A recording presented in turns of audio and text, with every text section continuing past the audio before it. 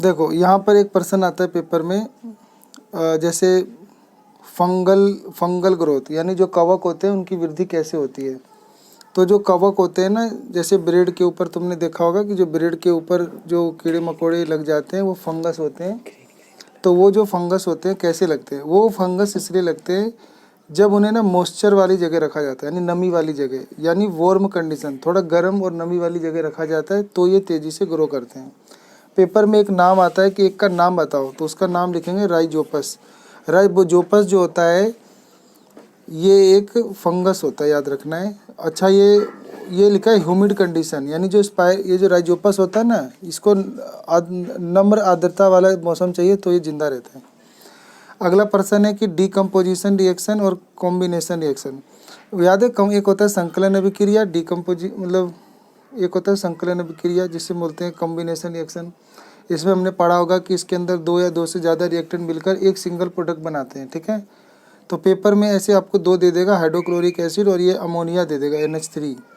तो अब इन दोनों को मिलाने से क्या बनेगा ये पूछेगा, तो आपको याद करना चाहिए कि ये अमोनियम क्लोराइड बनेगा, NH4Cl, इसको अमोनियम क्लोराइड पढ़ते हैं। फिर पेपर में उल्टा भी आ सकता है कि अमोनियम क्लोराइड को गर्म करते हैं तो क्या बनता है, तो गर्म करने से ये वापस बन जाता है सोडियम, मतलब हाइड्रोजन क्लोराइड और अमोनिया, ठीक है। अमोनिया यानी NH3 बन जाता है। और इसको गर्म करने से, अब देखो ये एक ही रिएक्टेंट है, इसको गर्म करने पे दो दो प्रोडक्ट बन रहा है या दो से ज़्यादा बन रहा है, तो इसको बोलते हैं डीकम्पोजिशन रिएक्शन, वियोजन अभिक्रिया। तो जो कॉम्बिनेशन रिएक्शन होता है इसका उल्टा होता है डीकम्पोजिशन रिएक्शन। इसके अंदर दो तीन रिएक्टेंट मिलकर एक प्रोडक्ट बनाते हैं, और यहाँ उल्टा होता है, यहाँ एक ही रिएक्टेंट टूटकर दो या दो से ज़्यादा प्रोडक्ट बनाते हैं। तो ये दोनों एक दूसरे के उल्टे होते हैं, विपरीत होते हैं। एग्जाम्पल के साथ पेपर में पूछेगा, तो ये एग्जाम्पल आपको लिखना है। पेपर में आता है कि जैसे आँखों में ना जो दोष होती है ना, बीमारियाँ, उनके नाम बताना है। तो आँखों में 3 तरह की बीमारियाँ हमें पढ़ना था। एक होता है मायोपिया, एक हाइपरमेट्रोपिया, एक प्रेसबायोपिया।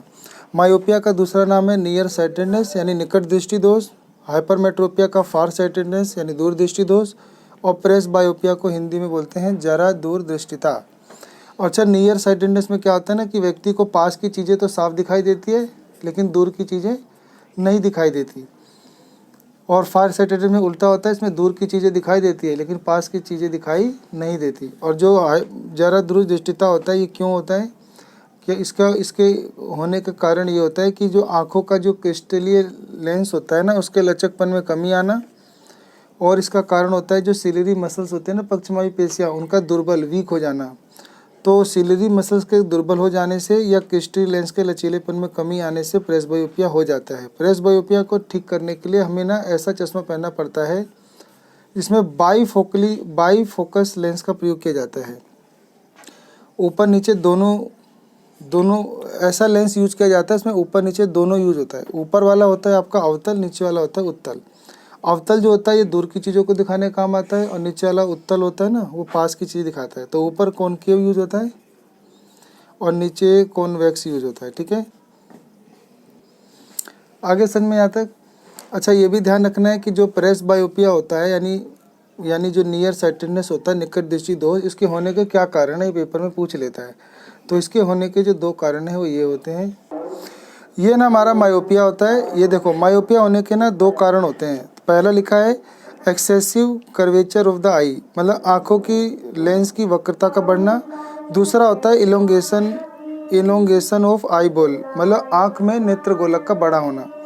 इस बीमारी के कारण क्या होता है ना कि व्यक्ति जो होता है ना, उसको जो पास की चीज़ का तो देखो इमेज बन गया ना रेटिना पर, लेकिन इससे दूर की चीज़ जो होता है ना, उसका इमेज रेटिना पे नहीं बन के उसके आगे बन जाता है। तो इस बीमारी को ठीक करने के लिए देखो कॉनकेव लेंस यूज़ करते हैं, तो ये निकट की और दूर की दोनों चीज़ों को साफ रेटिना पे बना देता है, इससे ये दोष ठीक हो जाता है।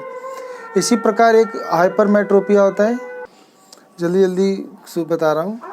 हाइपरमेट्रोपिया में फिर क्या होता है, हाइपरमेट्रोपिया में इसके होने के 2 कारण हैं। पहला है कि फोकल लेंस का छोटा होना, मतलब लंबा होना, focal length of the eye lens is too long. और दूसरा होता है कि eye ball has become too short, यानी नेत्र गोलक का छोटा होना। इसके अंदर क्या होता है ना कि इमेज में ना व्यक्ति को दूर का तो दिख रहा है लेकिन पास का नहीं दिखता है, क्योंकि पास का जो इमेज होता है ना वो रेटिना के पीछे फोकस हो जाता है। तो इसे वापस रेटिना पे बनाने के लिए उत्तल लेंस यानी कॉन्वेक्स लेंस का इस्तेमाल किया जाता है, तो दोबारा रेटिना पे बन जाता है और ये बीमारी ठीक हो जाती है, ठीक है। उसके बाद ना देखो, एक हमें पढ़ना होता है रोस्टिंग, एक होता है कैंसिलेशन। रोस्टिंग को क्या बोलते हैं? इसको बोलते हैं भर्जन, और कैंसिलेशन को हिंदी में बोलते हैं निस्तापन। तो भर्जन और निस्तापन में क्या अंतर है? इसके अंदर क्या होता है कि हम सल्फाइड अयस्क को गर्म करते हैं ऑक्सीजन की उपस्थिति में। ऑक्सीजन की उपस्थिति में सल्फाइड अयस्क को गर्म करके धातु को प्राप्त करने को रस्टिंग कहते हैं। और वही अगर कार्बोनेट अयस्क को लिमिटेड ऑक्सीजन की उपस्थिति में गर्म करते हैं या लिमिटेड एयर की उपस्थिति में गर्म करते हैं तो इसे कैंसिलेशन कहते हैं। कुल मिलाकर यह हुआ कि अगर सल्फाइड के अयस्क को जब हम ऑक्सीजन की उपस्थिति में गर्म करते हैं इसे रोस्टिंग कहते हैं, और जब कार्बोनेट अयस्क को सीमित वायु में गर्म करते हैं तो इसे कैंसिलेशन कहते हैं। इसके अंदर जो गर्म करते हैं तो सल्फर डाइऑक्साइड गैस बनती है जिसकी स्मेल सड़े हुए अंडे की होती है, और इसको गर्म करते हैं तो कार्बन डाइऑक्साइड गैस बनती है जो कि धुएं वाली गैस होती है। और गर्म करने के बाद फिर आपको मेटल का ऑक्साइड मिल जाता है, ठीक है। फिर मेटल के ऑक्साइड मिल गया, मान लो जिंक सल्फाइड को गर्म किया ऑक्सीजन में तो जिंक सल्फाइड बन गया, मतलब जिंक ऑक्साइड बन गया, सल्फर डाइऑक्साइड गैस बन के उड़ गया। अब ये जो जिंक ऑक्साइड बन गया इसको फिर कार्बन के साथ मिला के जब गर्म करते हैं तो कार्बन इसमें से ऑक्सीजन को सोख लेता है और कार्बन मोनोऑक्साइड गैस बनकर उड़ जाता है और आपको शुद्ध धातु जिंक प्राप्त हो जाता है, ठीक है। पेपर में आता है कि जो ये जिंक का ऑक्साइड होता है इसको गर्म किसके साथ करके किया जाता है ताकि शुद्ध बन जाए, तो कार्बन का इस्तेमाल किया जाता है। कार्बन यहाँ पे क्या कर रहा है? कार्बन यहाँ पे उपचयन का काम कर रहा है। किसका काम कर रहा है? उपचयन का। उपचयन माने ये ऑक्सीडेशन का काम कर रहा है। ये ओहो गलत हो गया, ये ना अपचयन का काम कर रहा है। अपचयन मतलब होता है रिडक्शन, ये ना रिडक्शन का काम कर रहा होता है। रिडक्शन में क्या होता है कि इसमें से ऑक्सीजन का हटना, इसमें से देखोगे ऑक्सीजन हट गया है तो इसी को रिडक्शन कहते हैं। जब किसी में ऑक्सीजन जुड़ जाता है तो इसे ऑक्सीडेशन, और जब ऑक्सीजन हट जाता है तो रिडक्शन। यहाँ पे अपचयन हो रहा है। फिर एक पर्सन आता है पेपर में, जो ये सोडियम क्लोराइड है इसको जब हम इलेक्ट्रोलाइसिस करते हैं ना विद्युत अपघटन, तो इसमें ना सोडियम और क्लोरीन गैस बनती है। तो सोडियम जो होती है कौन से जगह बनती है? वो कैथोड पे बनती है, और क्लोरीन गैस कहाँ बनती है? एनोड पे बनती है। तो आपको ध्यान रखना है क्लोरीन गैस कहाँ बनती है? एनोड पे बनती है। सोडियम गैस कहाँ बनती है? कैथोड पे बनती है। फिर पेपर में आता है जो क्लोरीन गैस है इससे क्या कर सकते हैं? क्लोरीन गैस होते हैं ना, इससे कीड़े मारने की दवा बना सकते हैं। पानी में जो कीड़े मारने की दवा इसी से बनती है। इसके अलावा ब्लीचिंग पाउडर भी इसी से बनाया जाता है। ब्लीचिंग पाउडर का फार्मूला आता है पेपर में, तो कैल्शियम ऑक्सीक्लोराइड लिखना है। इसे विरंजक चूर्ण कहते हैं, ब्लीचिंग पाउडर, ठीक है। फिर एक पेपर में और पूछ लेता है कि जो खाने का सोडा होता है बेकिंग सोडा, उसका फार्मूला बताओ। तो चलो बताओ, कौन बताएगा? खाने का सोडा जो बेकिंग सोडा होता है उसका फार्मूला कौन बताएगा? तो इसको कमेंट में बताना है। फिर इसके बाद एक होता है जैसे वॉशिंग सोडा, तो वॉशिंग सोडा का जो फार्मूला होता है, वॉशिंग सोडा का भी फार्मूला आपको कमेंट में बताना है। तो ये 2% जो है ना आपको कमेंट में बताना है। चलो उसके बाद ना, अच्छा मैं बता रहा था कि जो ब्लीचिंग पाउडर होता है इसका फार्मूला कैल्शियम ऑक्सीक्लोराइड होता है। अच्छा पेपर में पीओपी यानी प्लास्टर ऑफ पेरिस का फार्मूला पूछ लेता है। तो पीओपी का फार्मूला होता है कैल्शियम सल्फेट और हेमीहाइड्रेट, ठीक है। Calcium sulphate hemihydrate. जिप्सम का फार्मूला पूछ लेगा तो फिर जिप्सम का फार्मूला होता है कैल्शियम सल्फेट और इसके अंदर दो क्रिस्टल होते हैं पानी के, 2H2O लिखना है, ठीक है।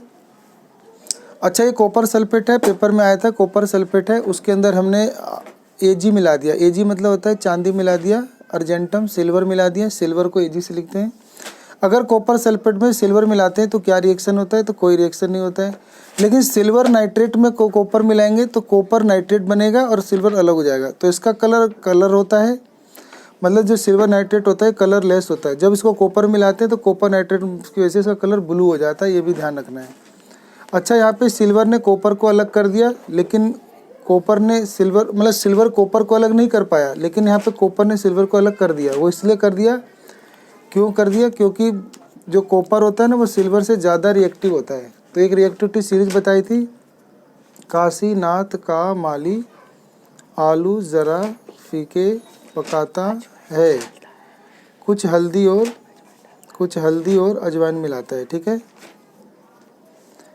तो यहाँ पर हम देख रहे हैं ना कि ये जो कॉपर है ना ये चांदी से ज़्यादा क्रियाशील है, इसीलिए कॉपर ने यहाँ पे इसको अलग कर दिया। ये बिल्कुल ध्यान रखना है, पेपर में पूछा जाता है। अब एक पर्सन है, हमारा जो लीवर होता है ना यकृत, ये कौन सा जूस बनाता है? तो ये हमारा बाइल जूस बनाता है, पित्त रस बनाता है। अच्छा, ये बाइल जूस जमा कहाँ होता है? पेपर में आएगा।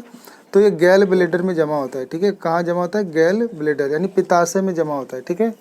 पैनक्रियाज जो हमारा अग्नाशय होता है, ये कौन सा हार्मोन बनाता है? ये इंसुलिन हार्मोन बनाता है।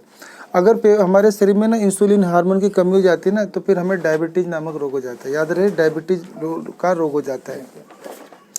इंसुलिन हार्मोन जो होता है ना, हमारे शरीर में शुगर लेवल को कंट्रोल करता है। अगर ये नहीं बनेगा तो हमारे शरीर में शुगर लेवल बढ़ जाता है, जिसे डायबिटीज़ कहते हैं। फिर एक पेपर में आता है जैसे ग्लूकोज है। इस ग्लूकोज को जब तुम सांस लेते हो ना, तो सांस लेने में जो ग्लूकोज होता है वो साइटोप्लाज्म में पहले पायरूवेट में टूटता है, जिसमें ग्लूकोज में कार्बन के 6 एटम थे, तो यहाँ पे कार्बन के 3 एटम वाला पायरूवेट बनाता है। फिर हम इसको और फिर यीस्ट के अंदर क्या होता है कि ऑक्सीजन की अनुपस्थिति में जो यीस्ट होता है उसमें ऑक्सीजन की अनुपस्थिति होती है, तो उसमें इथेनॉल बनता है और कार्बन डाइऑक्साइड बनता है और एनर्जी बनती है। याद रहे, इसमें 2 एटीपी एनर्जी बनती है। एटीपी का फुल फॉर्म जो होता है वो आपको कमेंट में बताना है, ठीक है। मछलियाँ जो होती है वो कैसे सांस लेती हैं? तो वो गिल्स से सांस लेती हैं। वो पहले पानी को अंदर ले जाती हैं, फिर उसके द्वारा वो पानी को प्रेशर लगाती है, उसमें से ऑक्सीजन सोख लेती हैं, तब वो सांस लेती हैं। हमारे शरीर में जो ऑक्सीजन की सप्लाई कौन करता है? तो वो हीमोग्लोबिन करता है। हमारे खून का रंग जो लाल होता है ना, वो भी हीमोग्लोबिन के कारण होता है। हीमोग्लोबिन जो होता है ये हमारे शरीर में ऑक्सीजन की सप्लाई करता है हर सेल तक। हीमोग्लोबिन के बारे में लिखा है कि the respiratory pigment in haemoglobin. हमारे शरीर में जो श्वसन का वर्णक है वो आपका हीमोग्लोबिन है, ठीक है। तो याद रखना हीमोग्लोबिन है। फिर एक पेपर में प्रश्न आता है कि हमारे शरीर में जो ब्लड प्रेशर है उसको मापने वाली मशीन का क्या नाम है? तो हमारे शरीर में जो ब्लड प्रेशर नापने वाली मशीन है उसका क्या नाम है? उसका नाम होता है स्फिग्मोमैनोमीटर। स्फिग्मोमैनोमीटर नाम है। इसका शॉर्ट फॉर्म नहीं होता है, इस पूरा नाम है स्फिग्मोमैनोमीटर। इसका इस्तेमाल हमारे शरीर में ब्लड प्रेशर को नापने के लिए किया जाता है। फिर एक प्रश्न आता है पेपर में कि जो हमारा जो हार्ट होता है उसमें कितने सेल होते हैं, मतलब कितने कक्ष होते हैं? तो हमारे हार्ट में 4 सेल होते हैं, ठीक है, 4 कक्ष होते हैं। उन चारों के नाम आते हैं, तो आपको नाम याद करना है। ये देखो हमारा ह्यूमन हार्ट होता है, इसका चित्र है। यहाँ पे हमारे जो ह्यूमन है ना हार्ट, इसमें 4 चैम्बर होते हैं। पहला होता है राइट एट्रियम, लेफ्ट एट्रियम। ऊपर वाले 2 को बोलते हैं राइट एट्रियम और लेफ्ट एट्रियम, यानी दायां अलिंद बायां अलिंद। और नीचे वाला देखोगे तो राइट वेंट्रिकल लेफ्ट वेंट्रिकल, यानी दायां निलय बायां निलय। ये 4 होते हैं। ऊपर वाले 2 को अलिंद यानी एट्रियम कहते हैं। नीचे वाले जो 2 होते हैं ना, इन्हें वेंट्रिकल यानी निलय कहते हैं। अच्छा, याद रहे, इनके बीच में एक मोटी दीवार होती है जो इसके ऑक्सीजनेटेड और डीऑक्सीजनेटेड ब्लड को मिलने नहीं देती है। इस दीवार का क्या नाम है? तो इस दीवार का नाम है सेप्टम। सही है, सेप्टम नाम है। हिंदी में विभाजिका कह सकते हैं। ये आपको याद रखना है, ठीक है। तो ब्लड प्रेशर को मापने वाली मशीन का नाम मैं बता रहा था, तो ये रखा स्फिग्मोमैनोमीटर। बहुत बड़ा स्पेलिंग है, इसको आपको याद करना है। कमेंट में बताना है इसमें कितने अक्षर हैं।